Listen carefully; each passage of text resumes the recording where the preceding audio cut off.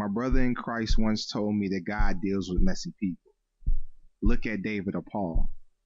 These were people who were counted out, looked down upon, the people you least expect to be favored by God. I guess that's why he chose me. No father, mother wasn't there, no family support. I came to college on my own.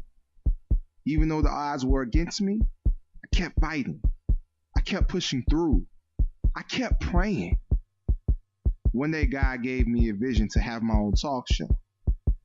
I believed in him. I believed in myself. I put my past behind me and I stepped into my greatness. So here I am.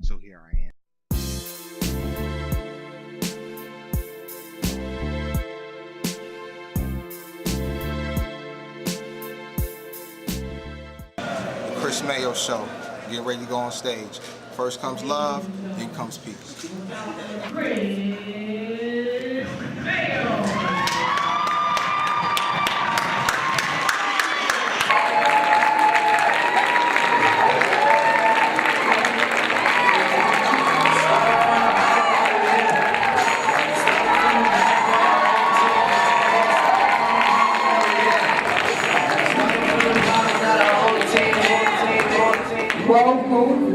Welcome to the first episode of the Chris Mayo Show. I feel the love and the energy up in here now, y'all. Y'all, I'm very, very excited about this. Not only this is the last Monday of Black History Month, this is the first talk show at UNCG, and you guys are part of my first live studio audience. Make some noise! Before I go any further, let me introduce to you my friend. We share the same birthday, July 30th. My DJ. Y'all make some noise for DJ Move.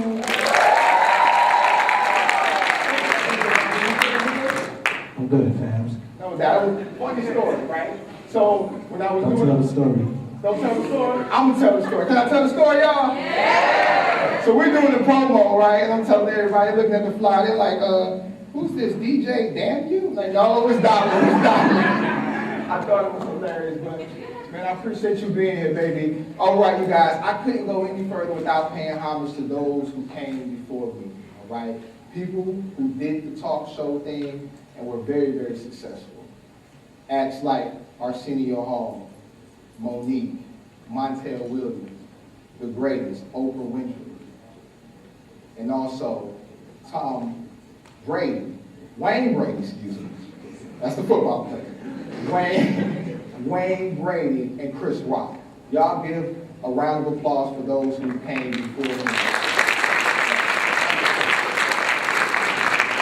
Thank you so much for paving the way, all right? Now, we got a very, very, very, very special show for y'all tonight, all right? Y'all, I have in the house. Now let me tell you real quick where y'all at.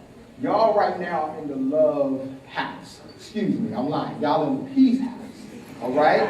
All right? And because the reason why y'all in the peace house is because you have to have love first in order to have peace. And we all got that in our hearts, y'all. So that's why you're in the peace house and this is my zone. Y'all ready for y'all guests? Listen, I got Freekey Zekey coming in the building tonight. He's the president of 730 Dips. Excuse me.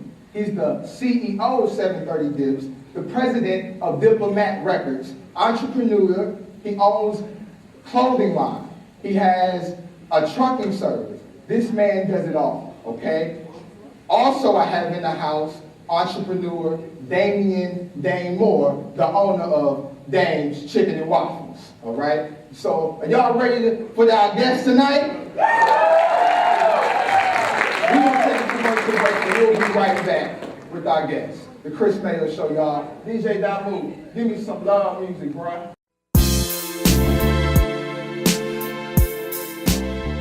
Garrett Morgan was born March 4th, 1877 in Paris, Kentucky. In 1907, Morgan opened his own sewing machine and shoe repair shop, which he later expanded into a tailoring shop as well. Morgan patented a safety hood and smoke protector after seeing firefighters struggling from the smoke they encountered in the line of duty. Having invented other things such as the self-extinguishing cigarette, black hair oil dye, and the curved tooth comb to straighten hair, he's probably best known for his invention of the traffic signal. This is Wesley Locks Daniels, and this has been your Black History Moment.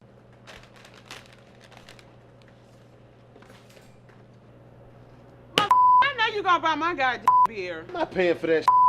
Oh, I can't stand you. You ain't my daddy. Always thinking it's about you. Can you please put that beer back up on this counter? You know, I want none of this today. Can I get Look, please, I done sir? told y'all. I'm not gonna ask you again. Man, I need a new life.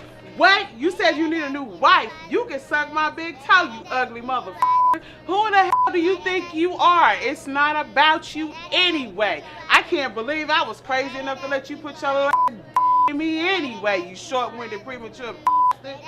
Oh, I can't stand you. I wish you'd go to hell. Go somewhere, but not with me.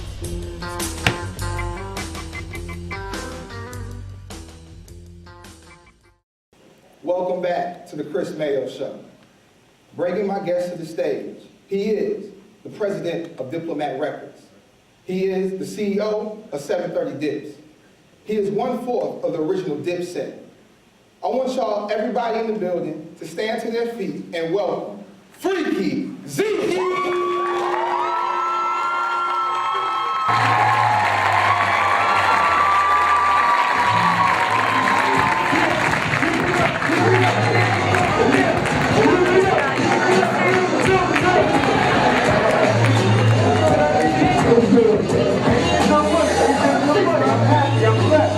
Love to see y'all out here.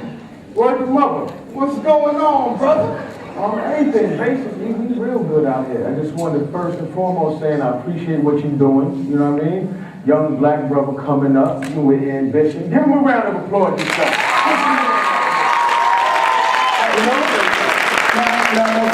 Now tell the people, how in the world did you came up with the name Freekey Zekey?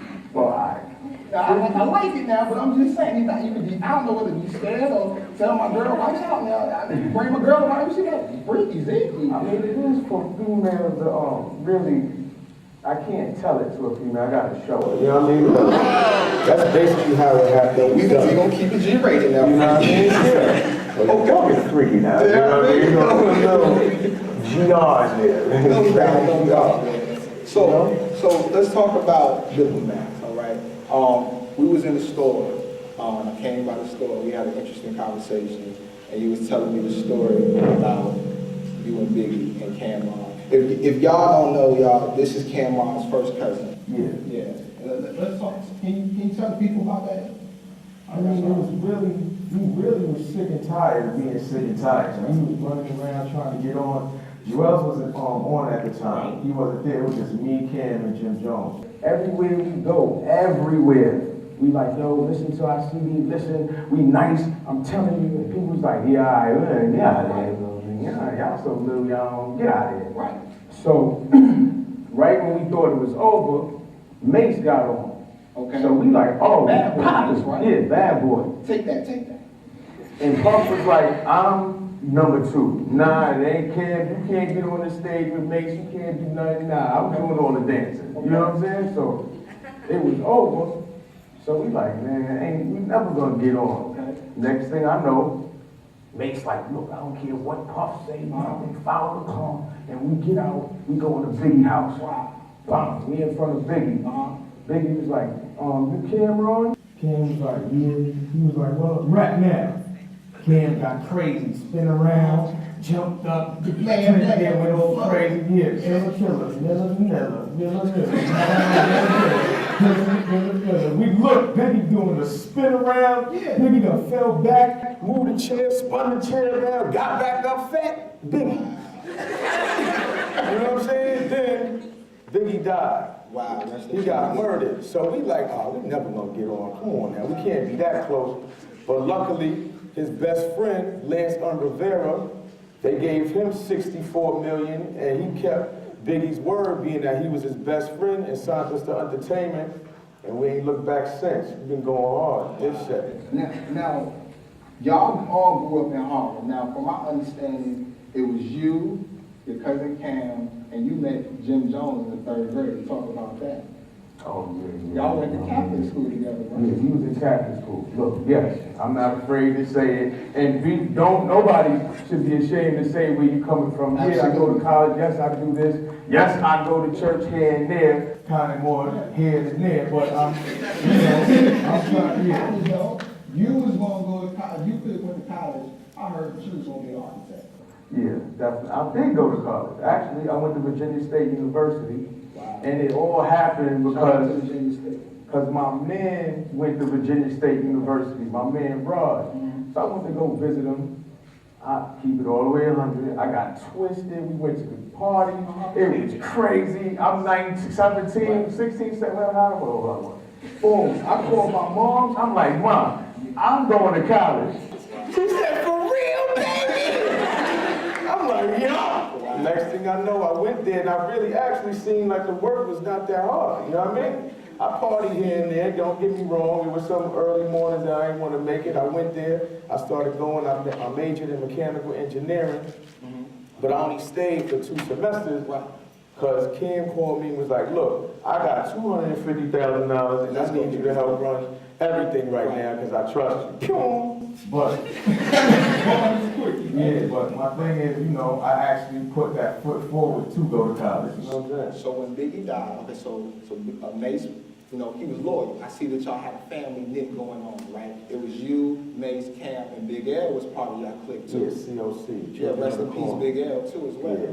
Mace was cheap though. Mace was cheap. I'm gonna tell you, like, he went on tour one time with Mace, on the Bad Boy tour, back when he was come when you want to, run when you want to, baby, I'm a front me. Back then, right, we was on tour for about 30, I think a month and a half. He was like, when we get off, I got y'all. You know what I'm saying? We get off, we finish the tour, he buys a new CLS coupe, and was like, it had a girl in it, and was like, I'm gonna see y'all later. Here go 2,500. But he did keep his word on everything as far as getting us to where we at. So I always salute Mace. You know what I mean? So Biggie dies, no deal. What happens next? Nah, my man got the joint. His best friend he signed for $64 million. Unentertainment. Unentertainment. Okay. That's when we came out with Confessions of Fire. Okay. Now we all know you, and we know Dipset from, okay, records like Oh Boy, records like Hey Mom, which you did the hook on. Right. So now y'all wrote that bad boy.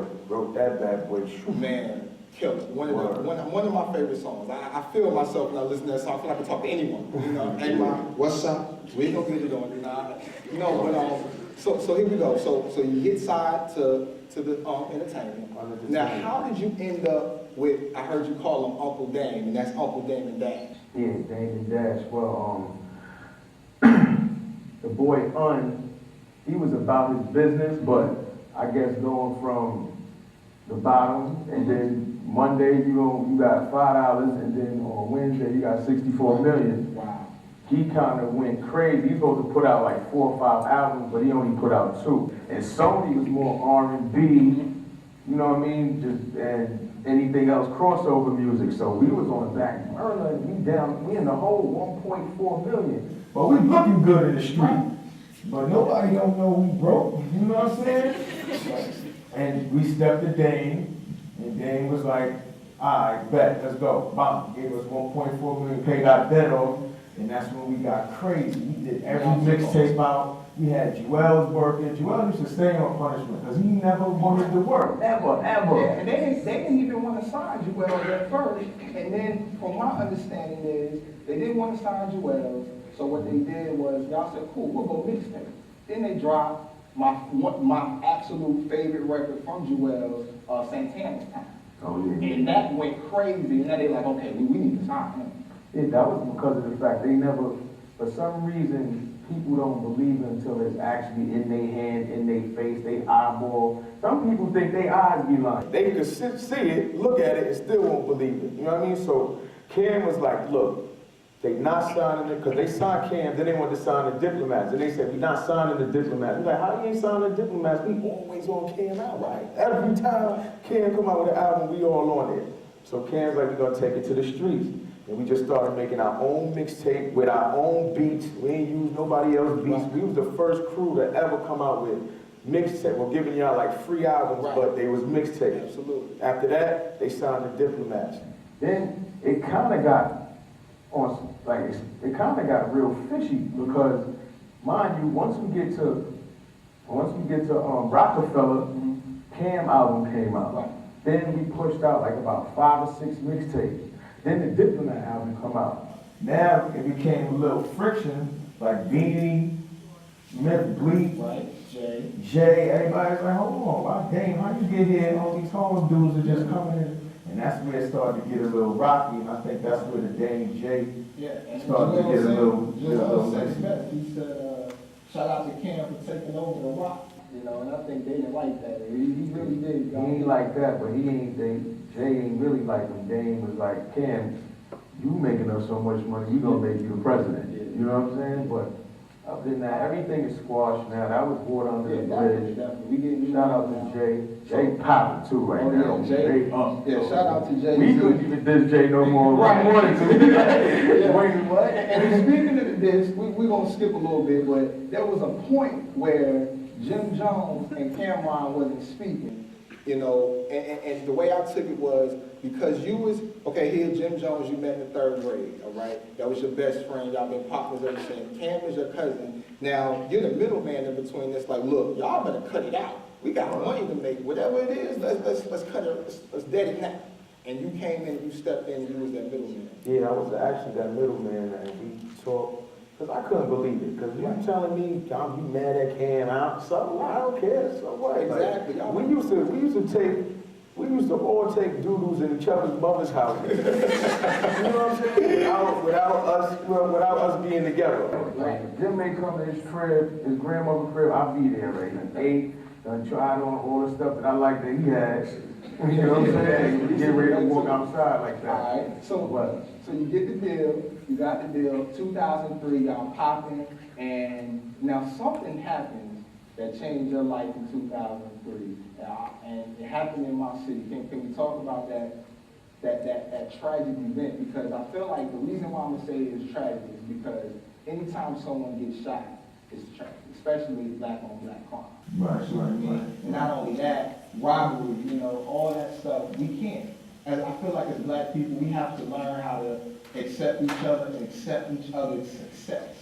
And stop hating one another for what they put in the work for, what they've done. Just say, you know what, use it as motivation and say, you know what, I like what he's doing, let me work hard and I'm gonna get to the top. So when you were in New York, okay, and someone hit you with the car, what happened after that? Yeah, that was a crazy And you night. lost your best friend, one of your homies. Can we talk about that real quick? Yes. Matter of fact, he just finished doing the show. And I wanted to go to another party after we did the show, so I'm driving down in my Jeep. And my father told me that move people used to do it back in 1948, 1955. They hit your car and you walk out, they see what you got on, then bam, you like, give me everything. Right. You know what I mean? So me, they hit my car, I got out, they get pissed off. I get pissed off too. Right. I grabbed the gun from him. He starts shooting and going crazy. I put him all in type of full Nelson. Mind you, I'm talking fly, but I was scared. You know what I'm saying? I'm talking fly, but I was still like right now telling you, I'm a little nervous telling the story. Because 4 other people pulled out guns. So I'm like, oh, it's over. Wow. The upper So room. did you feel like your life was over? Could have been over? Yeah, what? That worked. I still think about it. I still wake up screaming, y'all don't get away from me, get your Oh, and be my girl. I done smacked my girl like 8, 9 times. Thinking she was one of them. So you get robbed and you get shot. And my understanding, they shot you and they shot your friend and you woke up in the hospital bed with handcuffs on. Yeah, I woke up in but they didn't get the chain either. You didn't get the chain. Not that I glorify that, that's an object that you can get rid of and get over. You know what I mean? I don't know how I stuck my hand out, grabbed my chain and stuck it close. I don't know none of that. I just did it. You know what I mean? So after that, I was on the front cover, so I'm thinking I'm fly. I'm like, ooh, I made the papers, I'm fly. I went to call Cam and I had handcuffs on. And because they was charging me with the murder of my friend because I had took these dudes up and got the gun. So now, they telling me, yo, you facing murder. Just tell us. They was like, tell us Ezekiel Giles or AKA George Moore. I was, I used the alias. I gave my man the chain. I was like, yeah, I'll tell him I'm George Moore from Puerto Rico. I don't care what's going on. We gotta get out of here. But I'm just telling you, like, because I was actually on the run. Right, you was on the run. You was in my city, my hometown, Durham, North Carolina. Right. And you was on the run because y'all was getting money. I'm not gonna lie. If I was getting money too and I got a little crazy charge like that, I might have bailed out too. But, yeah, I got out of there, but they, they locked me up, and then I ended up doing time down you there. did 3 years, right? Yeah, I did 3 years out there.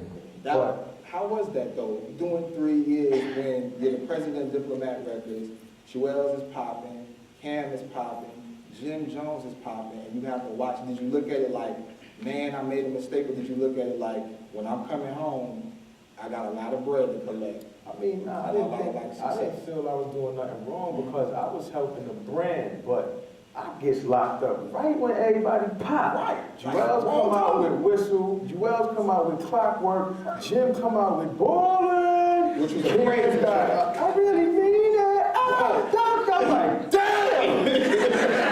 Why me?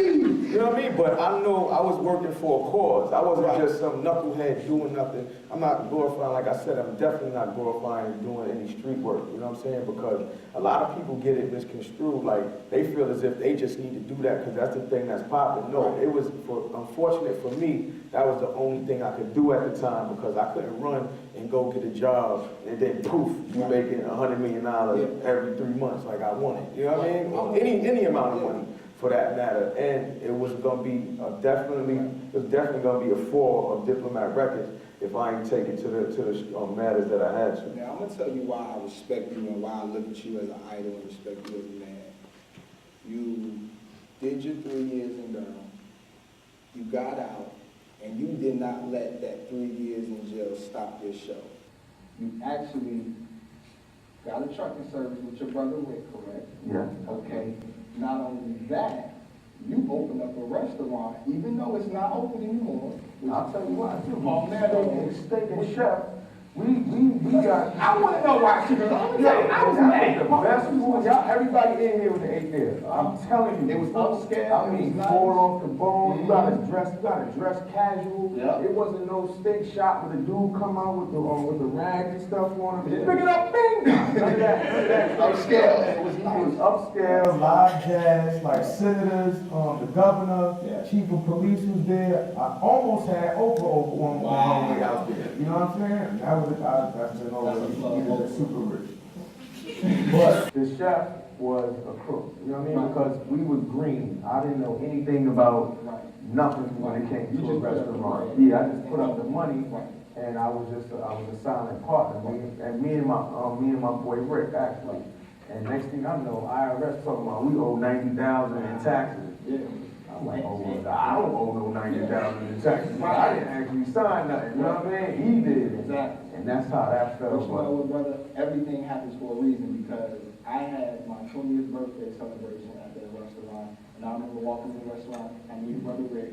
He used to look out for me, man, and like, yo, man, I'll bring you back the chicken wings, pork chops, you know how to like it. Mm-hmm. And I remember walking to the back, man, and that's when I ran into you. Yeah, and you had on white or something? What you had on? Yeah, I had on the all white. Yeah, I remember that. Yeah, Miami Vice now, you know.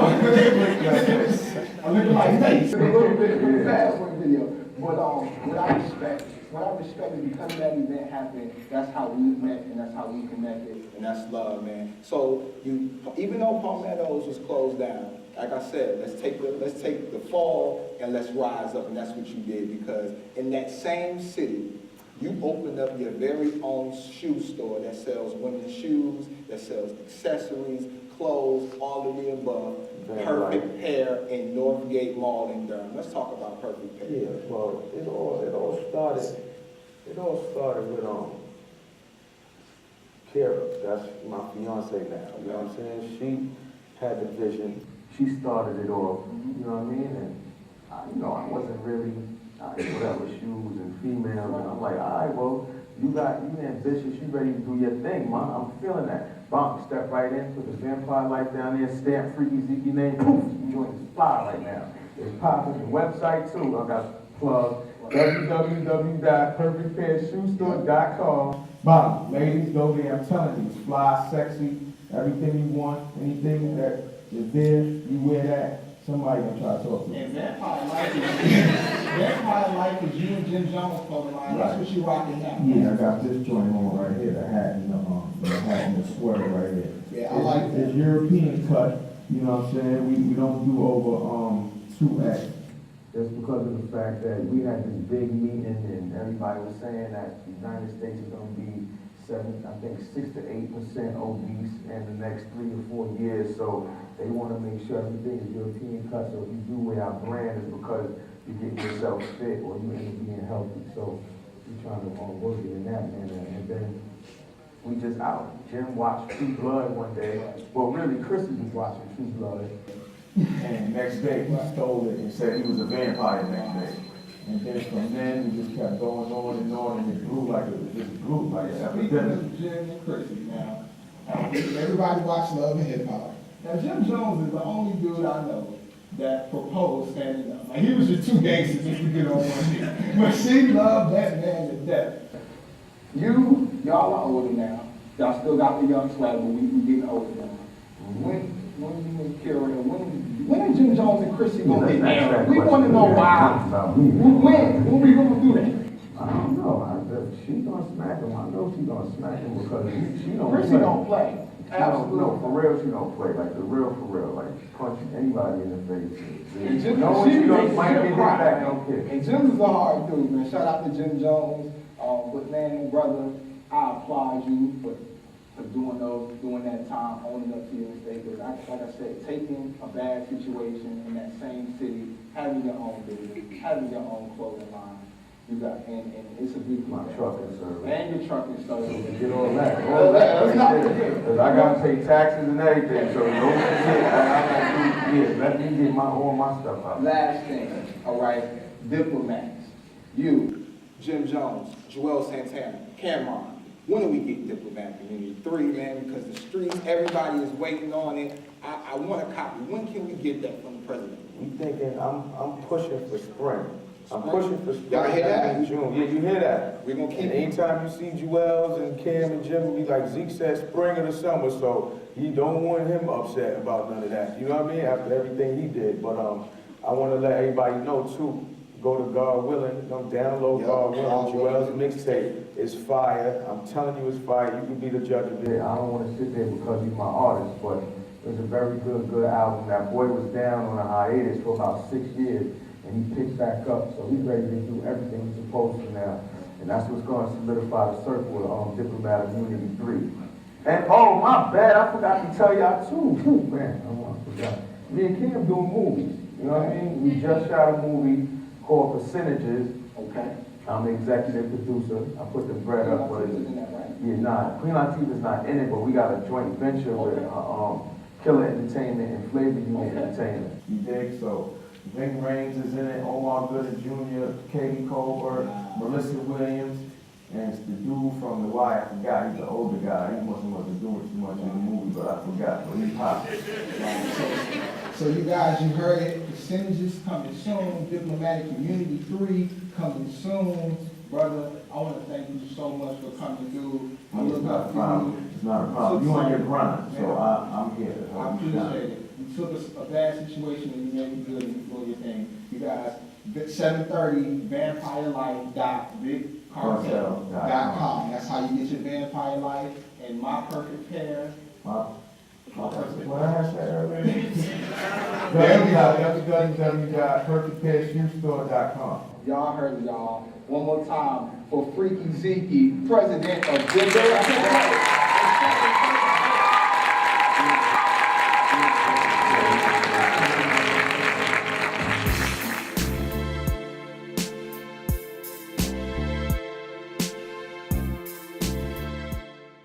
Carter G. Woodson was born December 19, 1875 in New Canton, Virginia.